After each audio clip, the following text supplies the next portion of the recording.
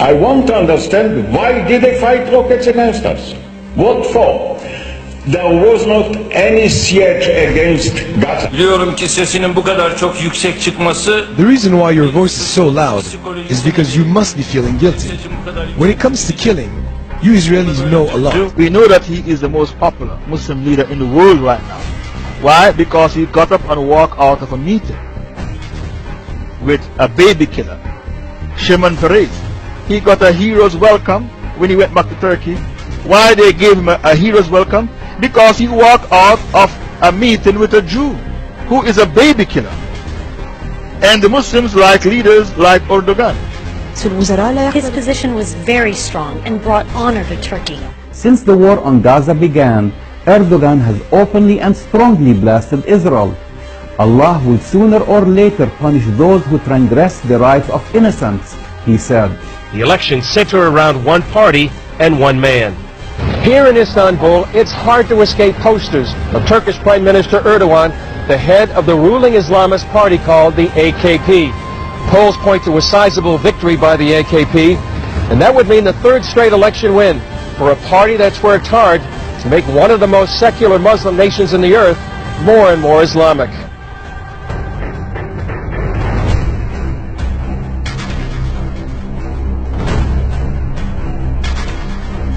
İkisi bir arada olduğu zaman adeta ters mıknatıslanma yapar. Mümkün değil ikisinin bir arada olması.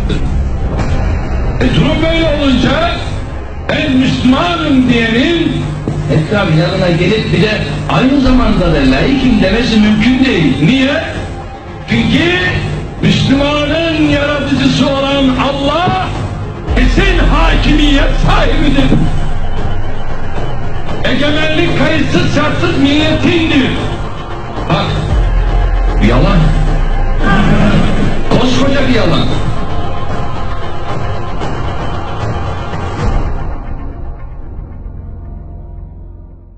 Can't you see when the Muslims are given a choice to vote, they vote for Sharia? In Turkey they vote for Islamic Party.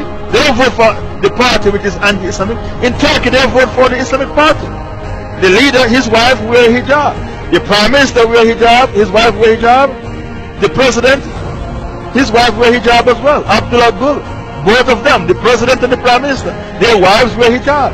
They vote for that party. Take your Sharia to people who want. Recently, Turkey elected a few years ago a political party which had Islamic leanings. Okay, and in those 2 years that political party was there, they opened up a number of Quranic memorization schools for the kids. So here you see how politics and education have a direct impact.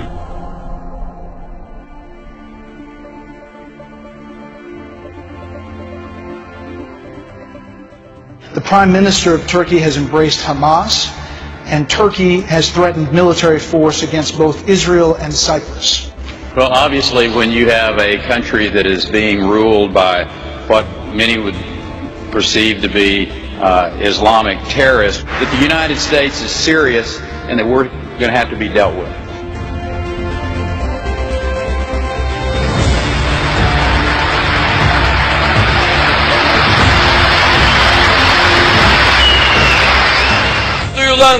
Now it's the time to have the Palestinian flag in Gaza. ومن هنا أصف كل قيادات العالم الإسلامي. Tüm halklara sesleniyorum. أخاطب كل الشعوب. كل من لم يقف بجانب فلسطين سينتهي ويندحر. كل الشعوب الإسلامية ستطالب قادتها أن تكون مثل السيد رجب طيب أردوغان.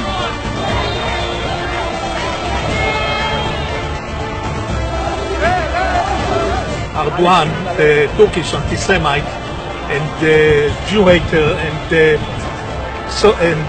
terrorist. No English, I don't speak English, but I very love Israel and Turkey. Fuck off, Turkey. You speak bullshit. Message for the Turkish people? Yeah, go to hell!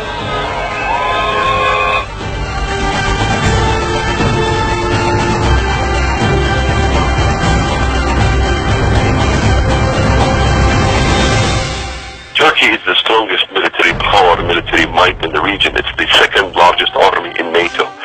And the statements coming out of Turkey should be very concerning to Americans.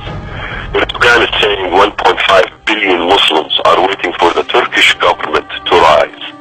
This is pretty scary because Turkey rules only 70 million Turks. Why are they talking about 1.5 billion Muslims? They are talking about new Ottomanism, and the statements have been proven that Erdogan have made these statements. The young generation in Turkey, because we're not realizing, there's a whole youth movement in Turkey calling for the glory days in which the Turkish government ruled via the caliphate. Some accuse the AKP of using democracy to gain power and then limit freedoms. And some even feel he hopes to re-establish an Islamic caliphate with Turkey as its head. Zira bu enkazın altından yeni bir uygarlık çıkacaktır. Yeni bir medeniyet çıkacaktır. Ve bu medeniyet inanıyorum ki 21. asırda İslam medeniyetinin öne geçtiği asır olacaktır.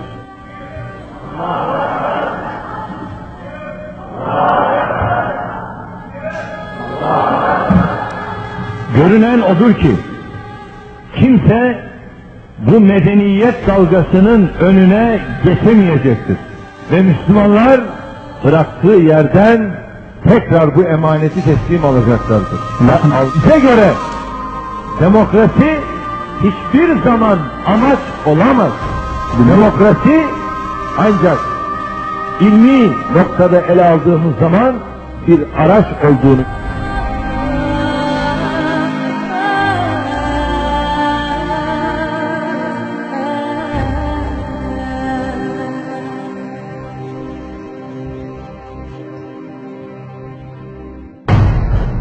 والله أنا أؤيدك في ذلك وأسأل الله تعالى أن لا يحرمه الأجر رجل طيب أردوغان. وأيضا أنا إن كان يراني يعني أحد من حكامنا حكام الدول العربية والإسلامية يعني أقول مثل هذا الرجل لا بد أن يشكر من قبلكم أيضا من حكامنا. تبعث إليه برقيات التعازي في من استشهدوا من قومه، تبعث إليه برقيات الشكر على شجاعته، يتصل به بالهاتف، يرسل إليه مثلا ما يشجعه، بحيث أن الرجل يشعر أنه لله الحمد أنا أقوم بشيء غيري يشجعني عليه، وربما لم يستطع غيري أن يقوم به لكنه يؤيدني عليه ويشجعني عليه. وأنا من هنا أحيي رجب طيب أردوغان، وأرجو الله أن يكون من السائرين على درب محمد الفاتح وعلى درب السلطان عبد الحميد. Another potential power player who wants to restore the caliphate is Turkish Prime Minister Erdogan. I think Erdogan clearly sees himself as the founder of the new caliphate, the world Islamic government, with Turkey at its center. I think this is what's behind him offering to send the Turkish Navy, for example, to protect a, quote, peace flotilla that would come to Gaza. I'm sure that in his heart he's dreaming about the re-establishment of the caliphate. He behaves like it. I mean, he can easily push this area into a great war. The threat of war and rise of Islam lead many to say the so-called Arab Spring is a misnomer. I wouldn't call it an Arab Spring. It's far from being an Arab Spring. It's the same kind of winter.